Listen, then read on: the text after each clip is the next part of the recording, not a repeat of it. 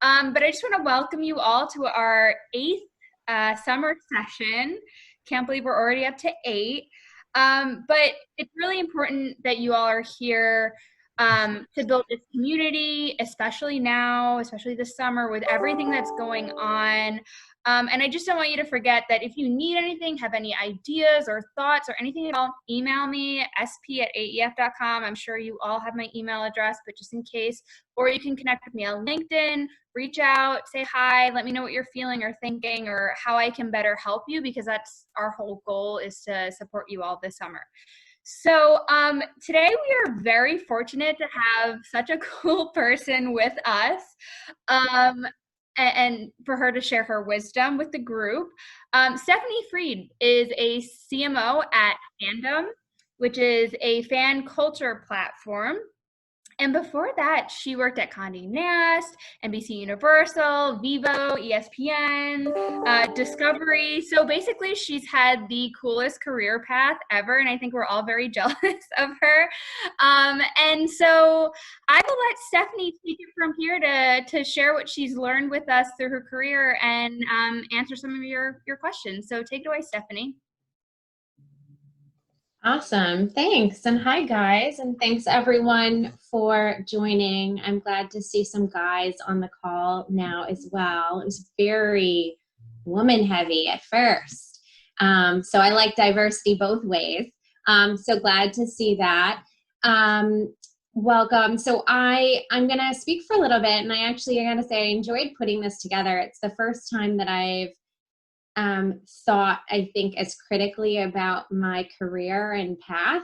I have a lot of cousins, so a lot of younger cousins who have always asked for advice along the way. And so I definitely have some words of wisdom as it comes to thinking about your career and how and when you plan. But going through and looking backwards, I definitely was able to observe certain places where I gained certain skills or certain ways of thinking. So, want to share that with you guys today. And I'll share also a little bit about media, because I think in general you haven't talked to or heard from media marketers yet. And it's, a bit different in how we work and operate. So hopefully I can provide some perspective there as well to help shed some light on that and get you interested in media if you're not already. So just to start, before I share my screen, when I've worked at a lot of big companies, a lot of well-known brand names, obviously. Fandom is not necessarily one of them, but it depends on the age group that I'm speaking to. So I'm just wondering, I can see some of you, but I guess show of hands or thumbs up on the screen, who's heard of Fandom before? Okay, so probably a little bit less than half, maybe a third. I'm a quant person, probably actually less, maybe 15-20% of the people who have heard of Fandom. What do you think Fandom is? If you were gonna say in two words, one word, two word in the chat, will you put in what Fandom is?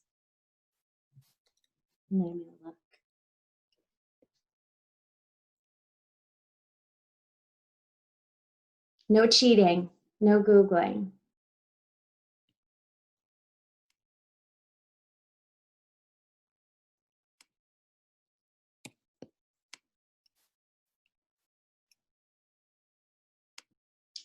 Wow. Someone's reading our brand mission. Okay. Awesome. All right. Well, normally the reason I ask is normally people say, I think I've heard of Fandom. It's a sports site, right? It is not a sports site, although we do have some wikis on sports. But I will share with you, what Fandom is and why it's kind of so interesting that so few people have heard about it, because it's actually a huge, huge platform. So I'm going to share my screen with you guys.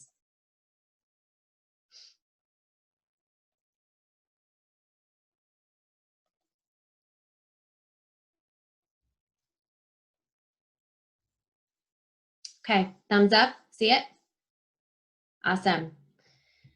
All right. So this is fandom. I personally am a big fan of our design team and our design work. I hope you guys are too. This is, who we are, what we represent. It's obviously like a very fun brand, a connection brand related to fan passion. This is a little bit more. So normally outside of COVID times, we're between 200 and 250 million global visitors a month. During COVID, we're above 300 million. So that's about the population of the United States. Obviously, it's global, but very, very big platform.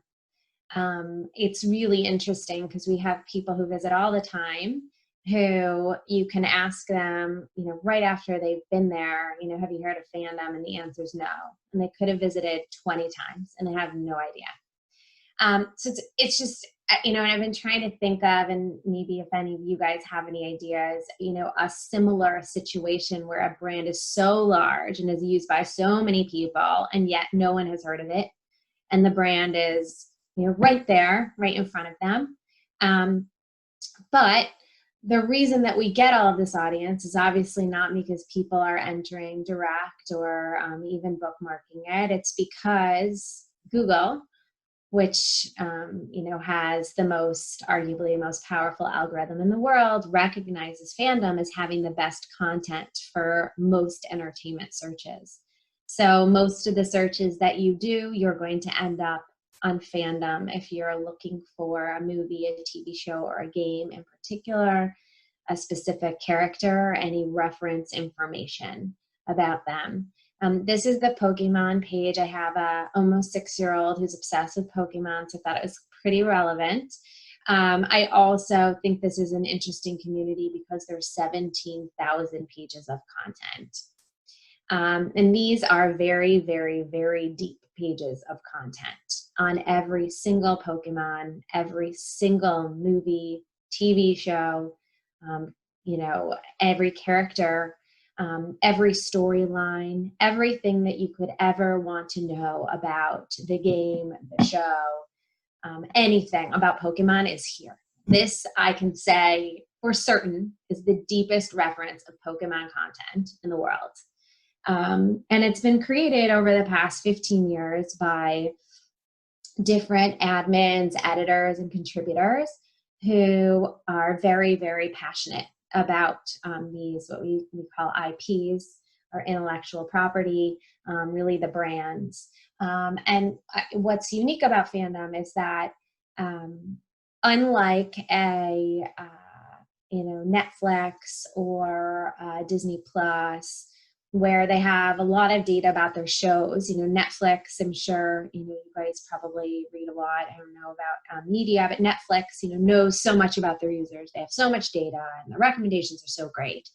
They obviously are tracking what everybody's watching.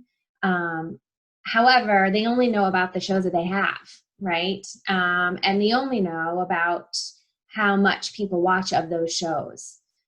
Whereas we have all of the content that anyone has ever cared about.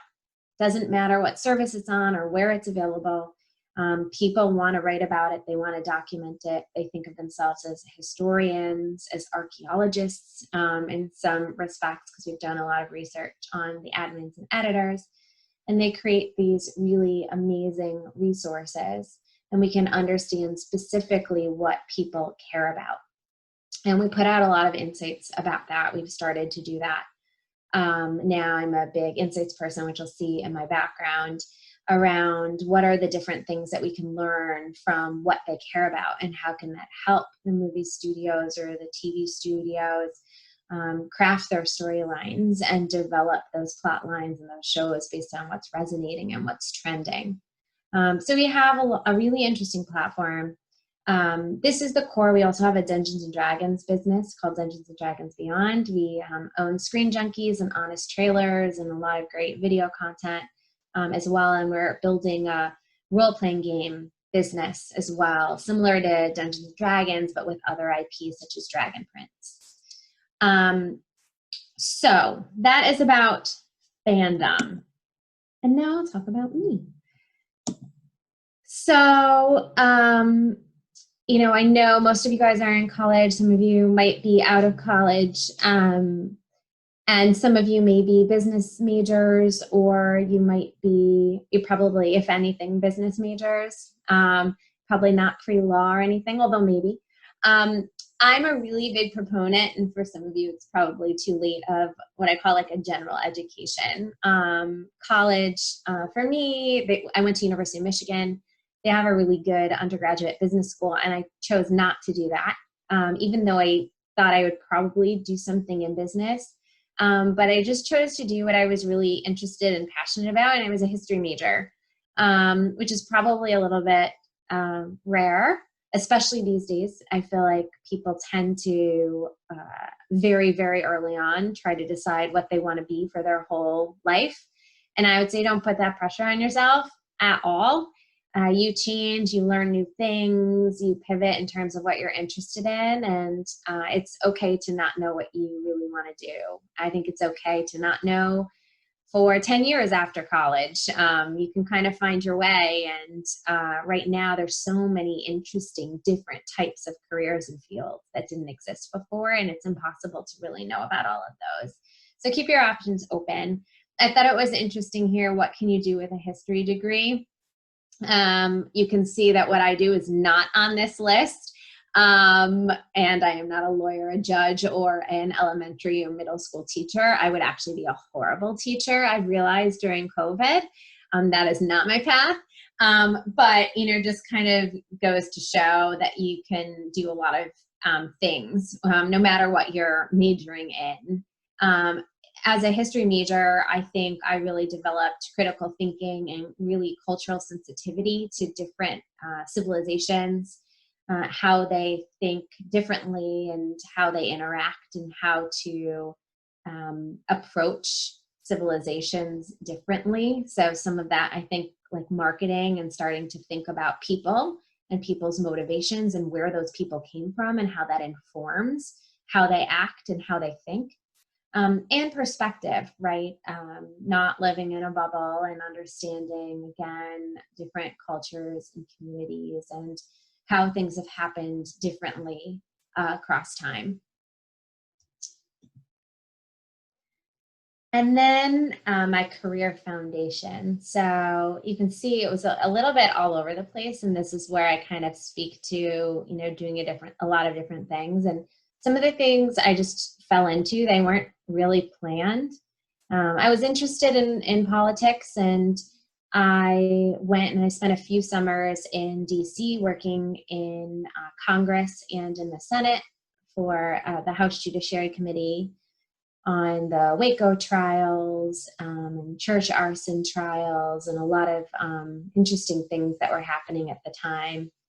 And then worked in the Senate for Ted Kennedy as well. And there I certainly learned the importance of influence. I worked really closely with one congressman, John Conyers in particular, and sat behind him and whispered to him in the middle of hearings about, what he should say and what he should do, and thinking about in advance, even like game theory of what this congressman was going to say and how we would rebut that and how to be prepared to follow up. Certainly, made me think a lot about influencing skills and preparation, and certainly politics. And then I did something totally different. I was in college my senior year, and I was flipping through a magazine, and I saw Laura Dern, an actress, not a very popular actress, wearing a toe ring. And I was positive that toe rings were going to become like the next new thing, like the biggest fad. And I started designing toe rings. And I had like 8 different models of toe rings with different stones, and I started getting them produced in Rhode Island, which is the silver kind of capital of the United States, for those of you who don't know, and getting stones. And I built a website on front page, like before websites. This was in 1999. were really big, and order forms and branding and packaging. And I really got a really good foundation in really all of the different pieces of marketing and sales and operating a business, which was really helpful. I put resilience in here too, because it took a lot of pushing, right? It's much different to do things when you have a ton of resources and a ton of backing and a ton of experts with you. Very different when you're kind of on your own, living in Los Angeles and going door to door and trying to sell. And I did. I sold to, I think, ending up over 50 stores in different countries, and Anthropology ended up being one of my clients. So I obviously pushed pretty well. But at the end of the day, I decided that owning my own business was not for me. I still feel that way, by the way. My husband's definitely a own your own business kind of startup-y guy. I like to work with a bunch of people cross-functionally in big matrix organizations. So I think you start to figure that out. And I went back to business school. And business school was awesome. I, first of all, met a lot of amazing people, and I learned about a bunch of different types of companies, industries, functions, and ways of working, as well as, I think most importantly, teamwork, right? I had worked, pretty independently up until then. And, working there, I was able to really, learn how to collaborate and work as a team and use different people's expertise, which is something that I've continued to lean on and also use as kind of an organizational management philosophy of how I even build and structure my teams. And then I worked at ESPN. I interned there. That was a great experience. First, big major media company, a lot of innovation there and learning about the media business. Media wasn't a very common major at Columbia. In fact, I don't even know that it was a major at the time. I was a marketing and management major, but I was in the media club. And since it's become a much bigger piece of Columbia Business School education. I graduated in 2003, so it's been a bit. Things have evolved. And then it might be maybe the most surprising move here, a brand I'm sure you've never heard of, a very small research boutique called Buzzback Market Research. I had in business school I took a marketing research class, and I at ESPN worked with the research teams to help inform the creative messaging that we were working on, who were the audiences. And I just became fascinated in consumer behavior and how consumers think, and how to derive product development from true consumer insights, and having the voice of the consumer be the heart of how businesses operate. And there I worked with Kellogg's. I worked with TD Waterhouse, it was called at the time. I worked with Kraft, and my biggest client was Beiersdorf, Nivea, and Eucerin lotion. So developing all of their products, their packaging, their pricing, and even testing products themselves, sending them to people's homes. And that was a great education. This is something for people looking to get into marketing research, I don't know if any of you are interested in that field. It's obviously my background, something I'm really, really passionate about. I always recommend that people get some vendor experience on the agency side. That is where I really learned about, certainly in business school as well, statistics and, experimental design. But that's where I learned how to craft an appropriate non-biased questionnaire. That's where I learned different tools to get the right insights. And I don't find that publishers have that training as much, and that you sometimes end up not knowing kind of the nuts and bolts of that function that are really, really important to have actionable and valid results. Okay, and then, my career to date, and here I really just focused on more, since these companies are pretty similar, obviously across media, but television, digital, music, cable, publishing magazines and publishing, and now communities. So really worked across the gamut of communities. I started in digital research. I had come from a research side. A friend of mine from business school called me, said there was a great job, and I just luckily got into digital. It was very lucky because that's where everything has gone. And knowing how sites work and operate, and understanding data and tagging and metadata has been incredibly valuable for me in my career in media. And so getting that experience now, it's almost, something that you naturally get, certainly in media, but it wasn't at the time. It was a really small team. And now basically they're running everything, at every company. I went to Vivo, I took on analytics, and then I went to Discovery and I took on some marketing functions, and then to Conde and took over another platform as well as audience development functions for audience growth and engagement. And then at Fandom, I've gone broader to design and user acquisition at scale, communications, press, building out our events and experiences, sales marketing, so our B2B work, I'll talk about that in a second, and our custom solutions for clients, in addition to all of the pieces that came before. I, in general, have a philosophy of having, and there's, different types of models, mostly like centralized and decentralized models. Decentralized models mean that, for example, Vogue has a whole team. They have a marketing team, they have an editorial team, they have a finance team, and everything lives within Vogue, and they operate almost as a separate entity. That's actually not how it works.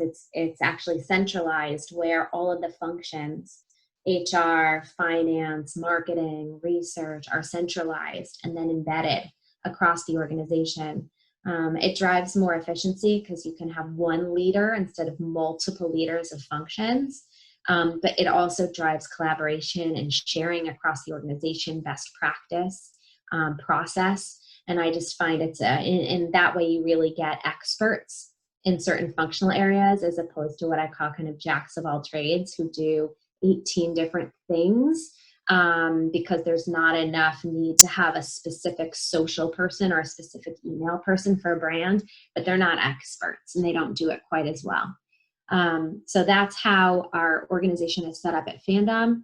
Obviously, we have only a few brands, but we work across the business collaborating. And I really think of marketing as, I say sometimes that it's like a web, that we bridge gaps across the whole organization and bring people together. Okay, just a couple slides on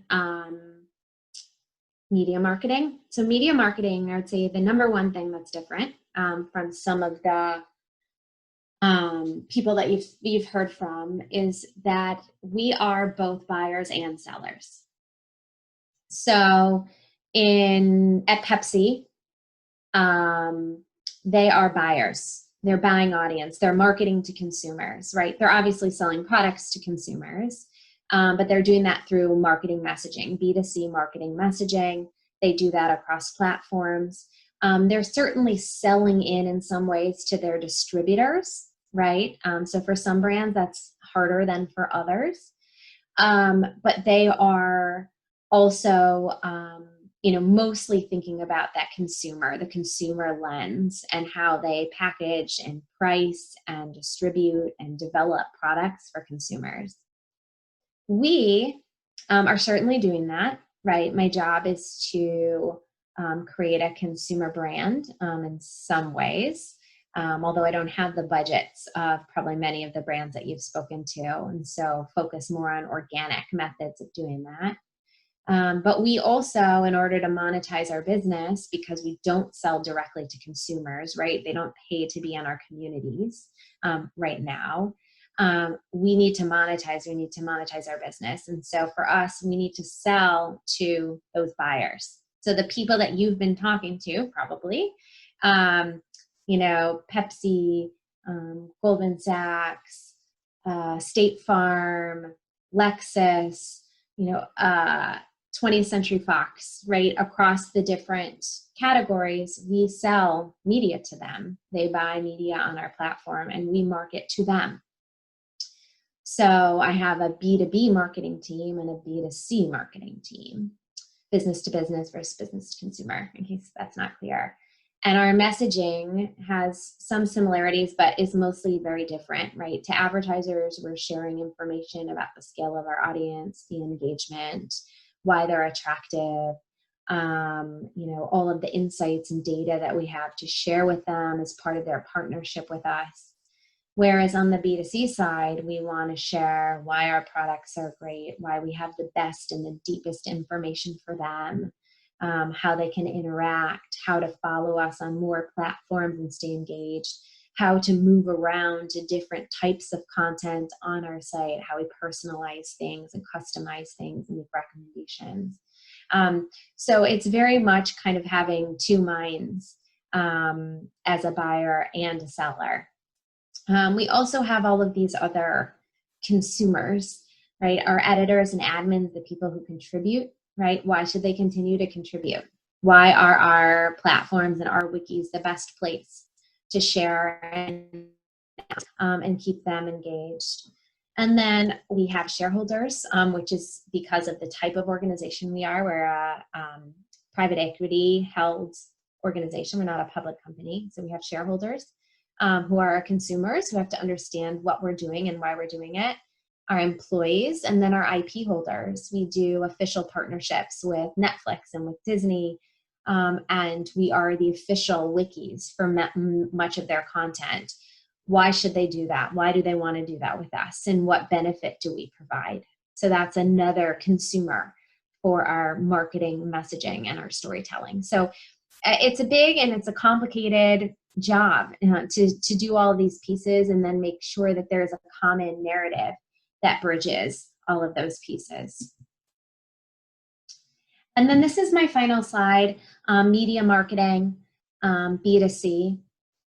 This is, again, there's probably similarities versus a non-media company, but in a media company, we're focused very much so on especially digital media, the site, the digital experience, right? And as part of that digital experience, part of marketing is how we let Google know that our content is great. And that means making sure that as Google crawls our site, they're picking up on all of the things that they see as signals of value. So that means both things on the back end of how we actually tag and code our site, and in the front end in terms of the keywords that we talk about throughout, how our page templates are designed and formatted, what is on the top or above the fold on the page. Those are all things that are signals, word counts to Google.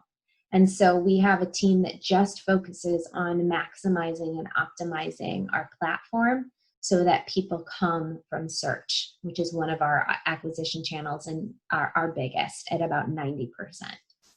Newsletters and emails, events and experiences, push notifications, again, bringing people back, mostly through app, our social experiences, how we do some paid to acquire audiences and let them know about our brand and our events and our experiences and our tent poles, which are our big kind of IP releases like a Wonder Woman, for example, and then press as well.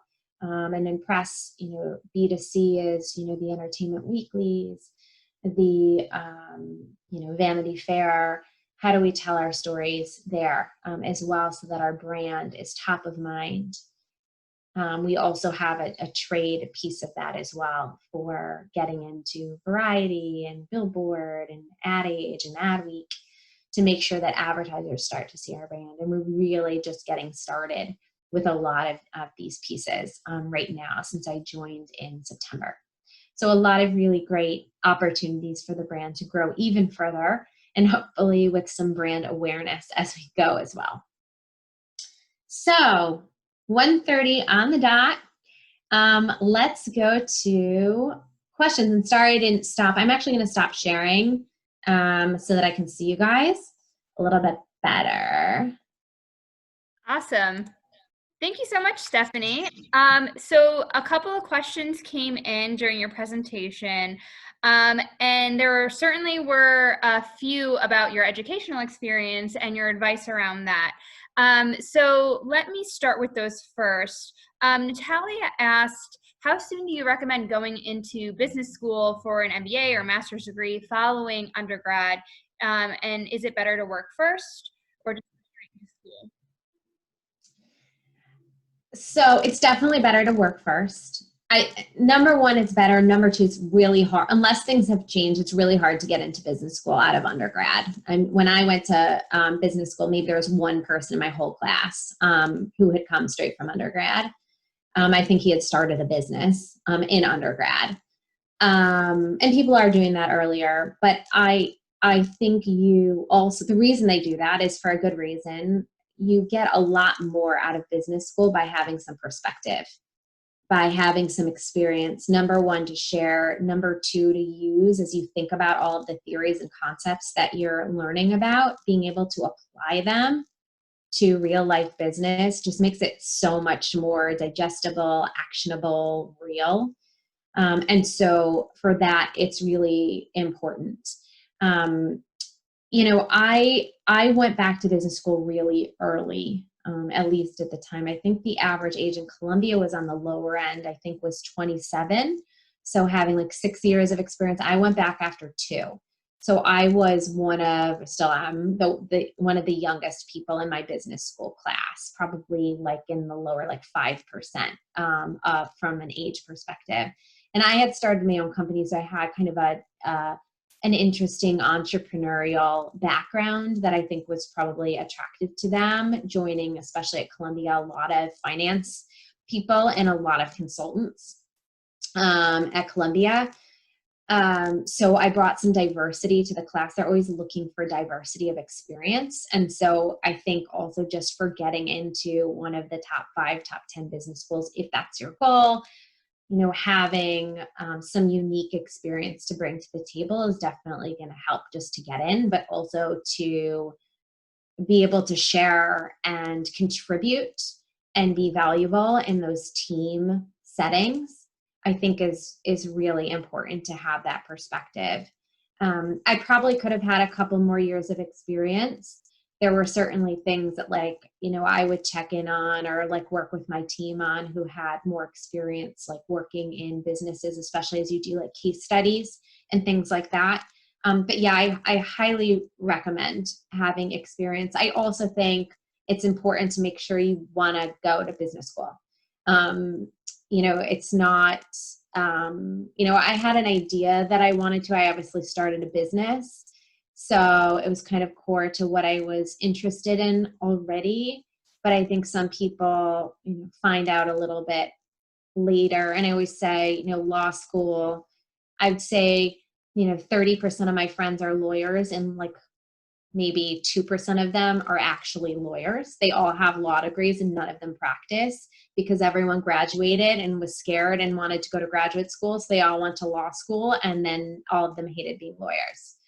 So I would say wait, figure it out, see what different careers are, do mentorship programs in, your first jobs, do, cross shares across different teams and try to really get a sense of what you're interested in before you go, because otherwise I think it's a waste of time and certainly a waste of money to do that too soon.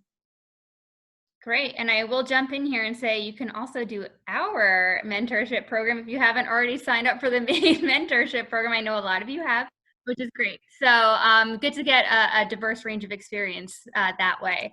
Another question, sorry for the plug. Another question.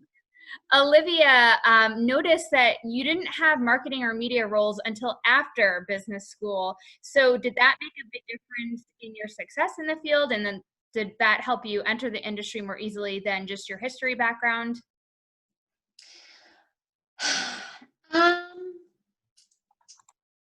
It's interesting. I think so. I guess parsing between the degree itself versus the experience. The degree itself, I don't know. You'd have to like survey the people who have hired me. I don't know how important the degree itself has been. I didn't go into like brand management. I didn't go into investment banking, right? Where the degree itself is like a check mark. So not all CMOs have business degrees. Um, probably most do, but certainly not all chief research officers have, business degrees. And I started kind of in research and grew into marketing. Um, my company, I certainly gained a ton of marketing experience.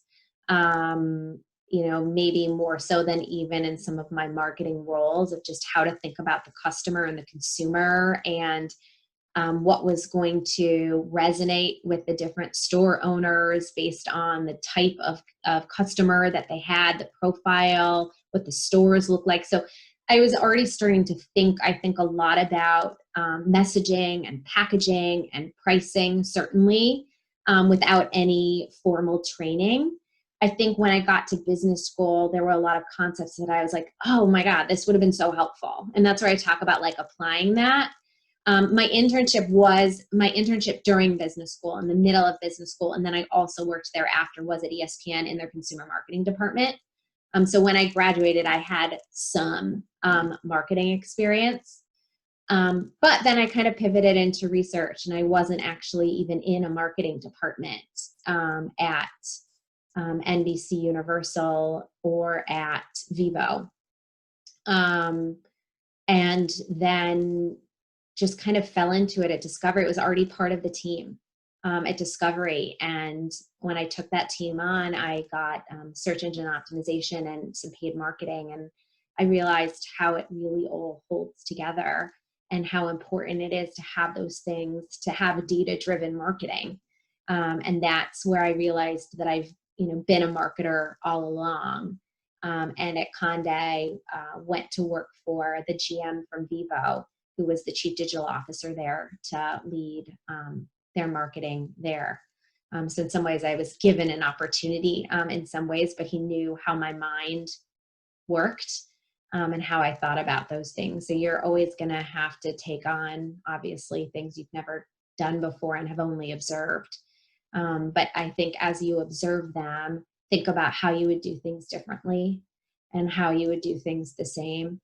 And then when you have the opportunity to lead that function, you've already started to understand the components and the nuts and bolts and the framework so that you can jump right in. Okay. Jess has a really great question. She wants you to talk about your decision-making process of switching from one organization to another. Oh, so a lot of the time, to be honest, it's like a point where I started to get unhappy. Unhappy for whatever, reason. I mean, I'm like a super transparent person.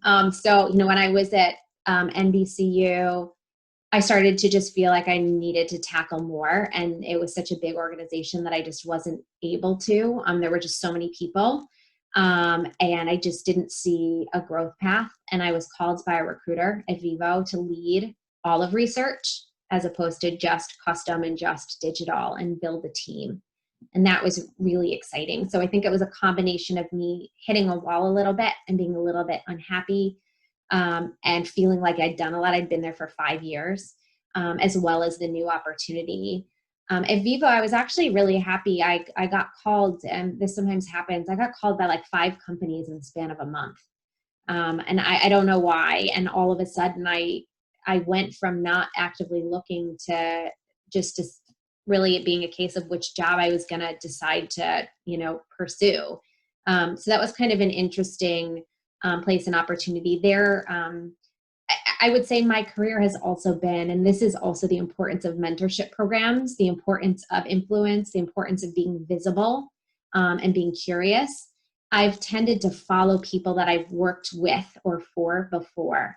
So that wasn't the case when I went to Vivo. I did not know them. But when I went to Discovery, the chief digital officer there had been the president of digital distribution at NBC Universal. And I worked with him on the Hulu launch as a director, which was like a huge, stretch project for me. but he liked me a lot and, called me for discovery. And I really respected him. I trusted him. And it was an opportunity to take on some marketing. So again, my role was expanding. And I was coming in to revamp the team, which is what I've done really in every job, is I've either rebuilt or built, because I have a lot of, I probably could have been like an organizational structure major. I'm really interested in like org structure and efficiency and process too. And then when I went to Conde, I was recruited there by the general manager from Vivo, who I had worked with, who was the chief digital officer there. And that was an opportunity to take over a much larger team across multiple big brands. I had 150 people on my team at Conde across all of the different brands, 18 different brands. But Conde was an incredibly difficult place to work, a very difficult culture.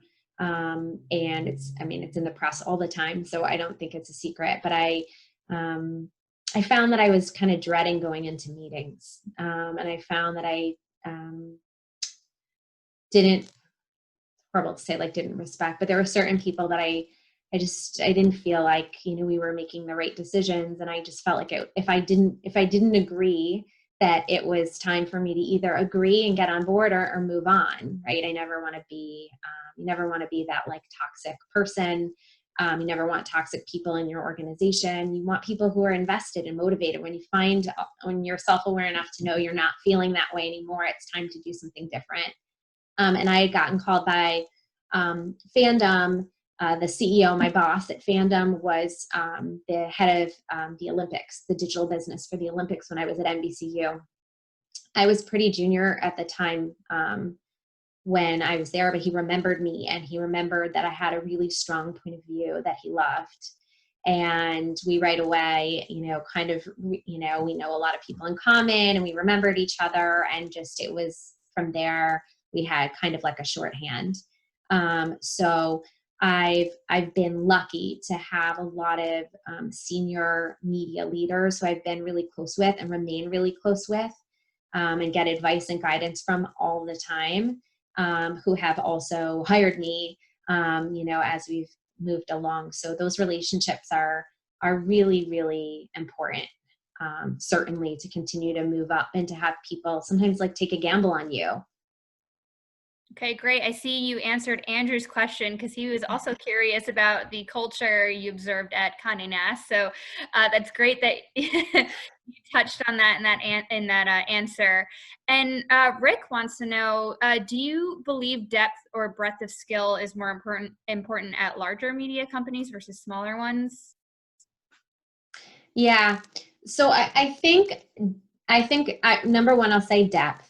So if I had to pick, because in interviews, I don't like when people say, well, both are important. So I'll pick depth here.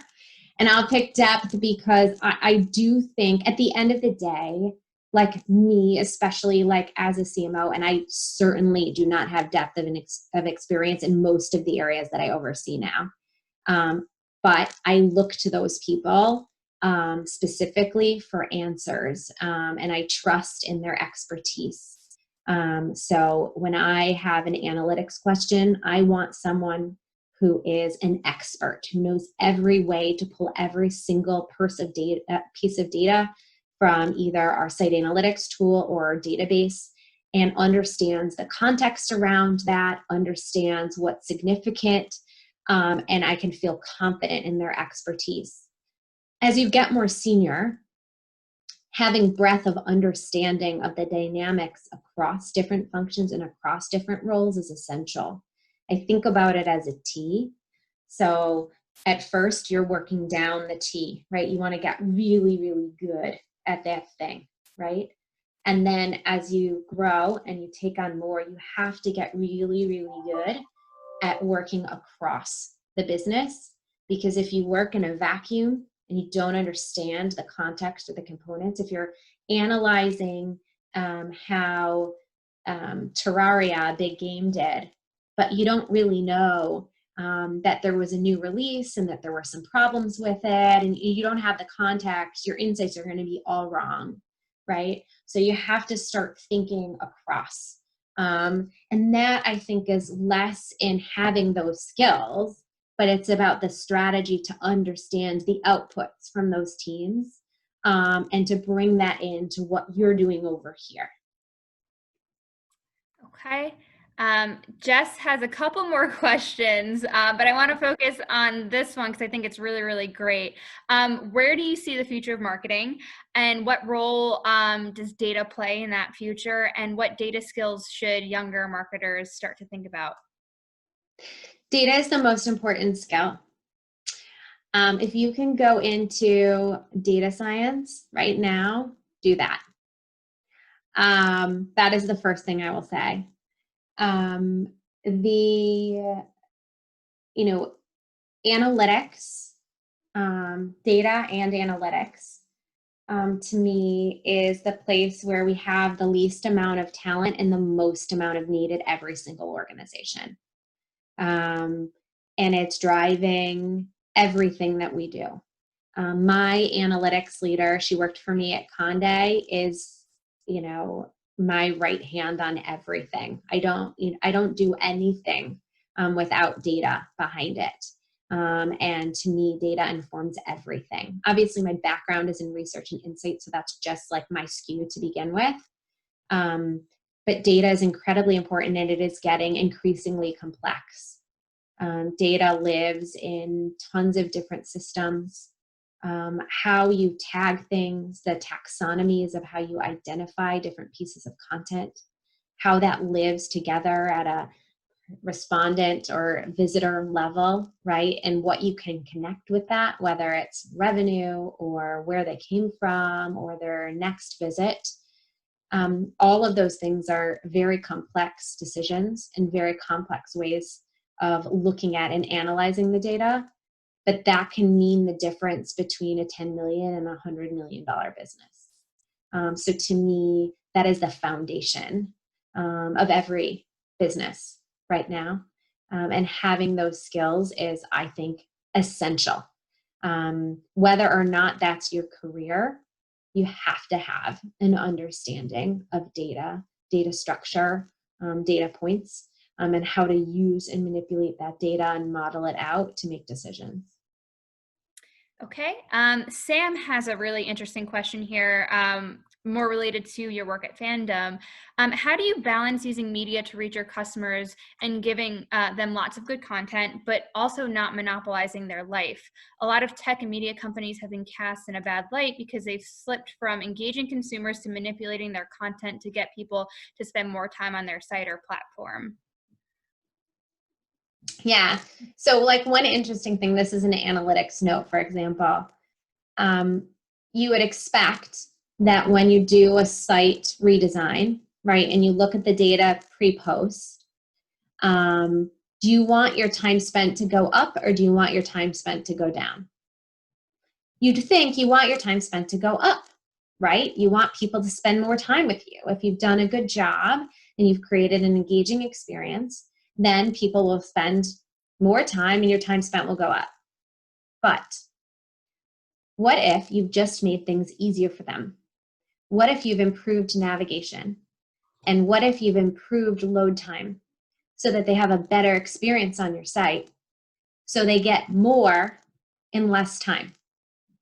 Then a decrease in time spent can be a good thing, right? This is why data is so important. I love data. You guys probably think I'm such a nerd, but I'm obviously really into these things, right? And what I think of is pitfalls of using data incorrectly. Because you could say this redesign went poorly, but it didn't, and it was actually very good. And here's why. So all of that is to say, to me, engagement isn't just about time spent.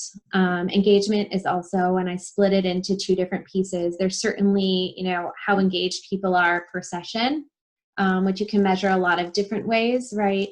Time on page. For example, again, if the navigation is smooth, right, then people, seem to be invested. If they're interacting with things on the page, that's a really good signal. If they're opening the emails that you send, and if you're not, then you're not giving them what they're looking for, right? So we get a lot of really great signals. But the other piece of that is habit, how often they're coming back, right? So is your content resonating enough to bring them back another time on their own? So what does your kind of visits per month look like? So, and if they're not happy, by the way, if you do something now on Google that's clickbait or messaging that is just to bring a user, and the user comes and then they leave, Google knows that. Google sees them come back, and Google actually deprioritizes your site.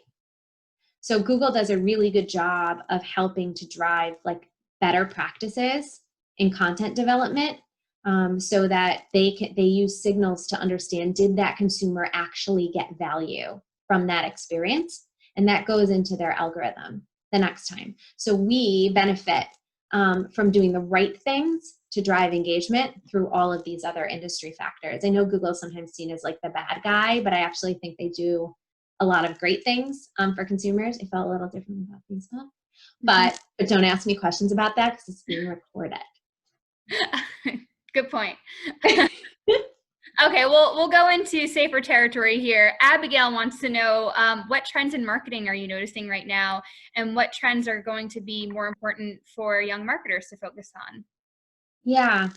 I mean, I think certainly like data as a trend, and data has gotten even more interesting because of, different cookie regulations and what data we're allowed to collect and how we're able to track consumers and their demographics and personalize. And it's a really, really, I think, interesting topic, because as I think about, like as a marketer, the more information I have about you, the better messaging I can deliver to you. Like that should be a service, right?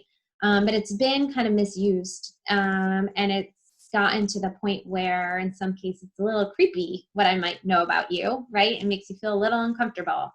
And so how do we do that in a way where we ask your permission and we show you how that actually results in a better experience? But that's something obviously that the industry is going through a lot right now, of trying to figure out what is that balance of how to create the best products and services and messaging and marketing without taking away people's rights or their privacy, which is obviously also very important.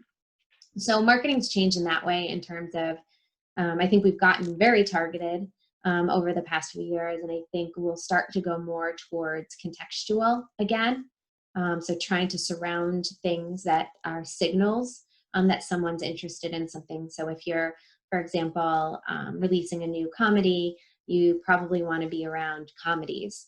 If you can't necessarily find women in a certain demographic through cookie level data any longer. So I think there's a lot of interesting ways we're changing how we think about how to get to that right person at the right time with the right message. Certainly, I think also like testing is going to continue to be a big part of what people do, and in real time trying to optimize messaging. Certainly, the reporting and the data that we get back measuring performance is much stronger, although attribution in some cases is still a little bit difficult. But I also think, and this is, if you had asked me this 3 months ago, pre-COVID, I would have said experiences.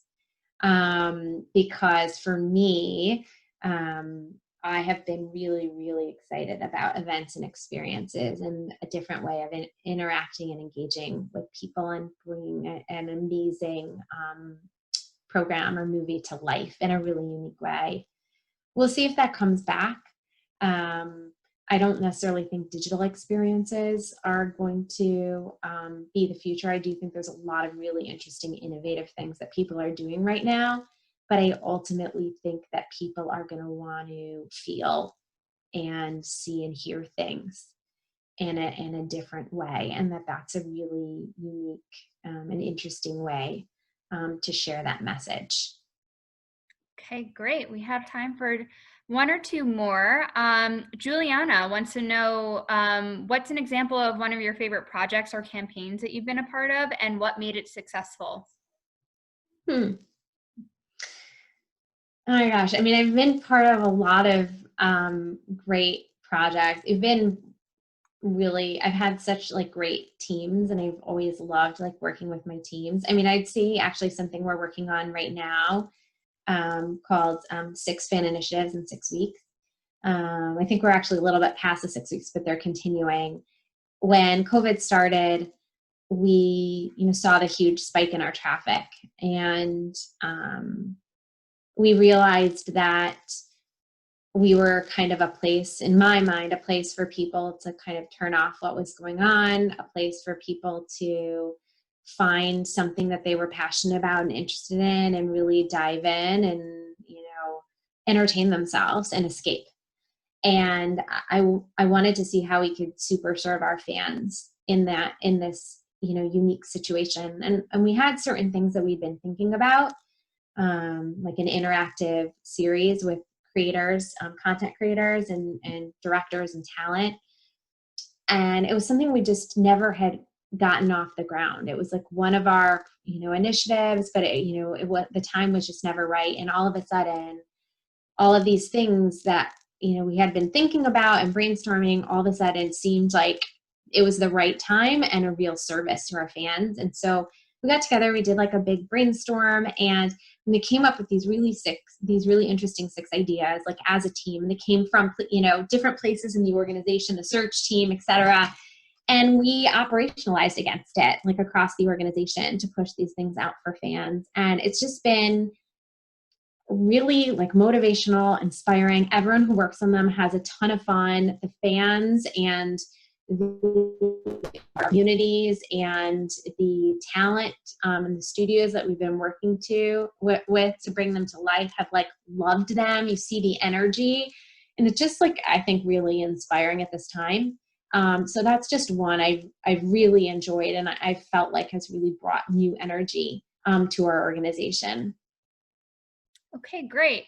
And Natasha is going to get the last question here, which I'm sure everyone's wondering. What do media companies look for when hiring for marketing positions? And then to piggyback off that, what do you personally look for when you're hiring someone? Yeah. Well, it depends on the position, for sure. I mean, I look for depth. I'm just reinforcing the things that I've talked about already. Depending on the area, and certainly usually looking for expertise. Certainly, it depends on the level of the position, right? An analyst, not so.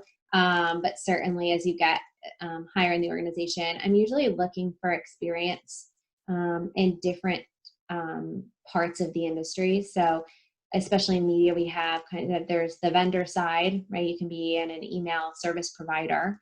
You can work on the agency side. So Omnicom, Dentsu, Universal McCann, you can work on the advertiser side.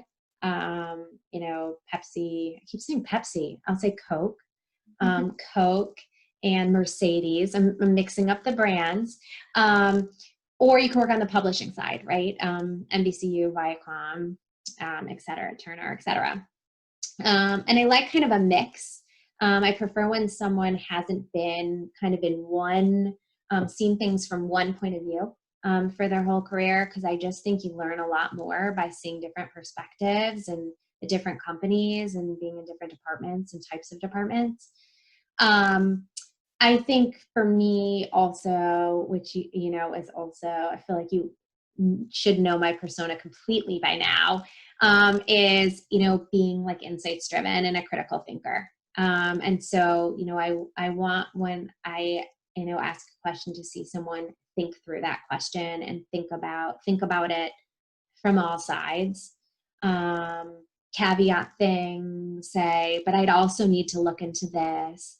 That's really, really important to me. I love when people poke holes in stuff that I'm doing. And so, I always want that energy and that critical thinking. So to me, that's number one. Okay, terrific. Well, I think we are out of time. It's exactly 2 p.m. So I want to thank you so much, Stephanie, for spending the last hour with us. I know everyone had such a great time and learned a ton. I know I learned a ton. So thank you so much for joining us and answering all of our questions, all of their great questions. And to everyone else, I just want to remind you to register for next week's web series session with Pat Lafferty. He is at Lafferty Partners Consultancy. He used to be the president at agencies like McGarry Bowen and Translation. He's a really cool guy. And he's going to talk about the agency landscape pre and post COVID. Obviously, COVID has permanently affected the advertising and marketing industries. And so it'll be really interesting to hear his insights on that. And then also, more importantly, how that affects you and your careers. So definitely tune in for that. Thank you again, Stephanie. It was so fun to spend this afternoon with you. And I look forward to connecting with you all later. Thank you. Thanks, guys. Great questions. Have a great day and weekend. Thank you, everyone.